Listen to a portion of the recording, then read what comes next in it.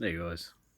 Um, Sorry for the big delay between the last video. There really wasn't much to report.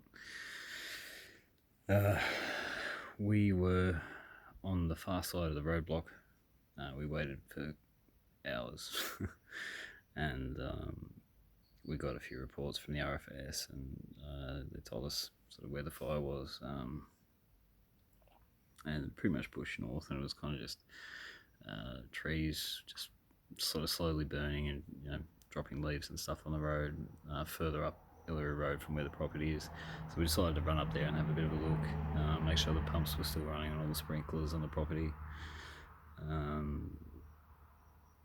Yeah, everything was fine up there as far as we went up Hillary Road in Tapitallee. There weren't even any burning embers or anything there. Apparently, as far up as sugar gum was fine up at the RFS there, but further on down, that's where there was a bit of fire down there. The power is out at the moment in Tapitallee. We didn't have any power on the property. It might just be that one, but it could be others as well. I don't know.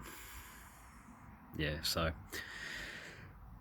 not all that much to report, but I can tell you what, I'm absolutely stuffed, and as you can probably see, my eyes are absolutely bloodshot from the smoke, and I can only imagine what these firefighters out there are going through at the moment. So, big cheers to those fellas. You're doing an absolutely amazing job. Thank you so much. We'll be hopefully heading back up in the morning. But we're now in Bomaderry, so we're on the Nowra side of the roadblock, so we won't be getting back up there tonight. And the RFS guys did say that they probably don't think the road will be open until daybreak at the very, very earliest. So there's really no point even trying to get up there at this stage, unless you want to be chased down by cop cars because they're there. And there are police now patrolling the areas that are cut off by the roadblocks. Even at the property, we had some police stop and have a chat with us just to sort of make sure that we weren't looters and stealing stuff. So that is great. So if you are shut off from your property up there and you're worried about looting, the cops are on it. They're doing a great job. They're putting themselves at risk right up there where the fire is, just keep an eye on things, make sure everything's all good. So big cheers to them too. They're doing a great job. And everyone's been so friendly as well and helpful. The fire captain out of Canberra, Luke, absolute legend. He's kept us up to date as much as he possibly could.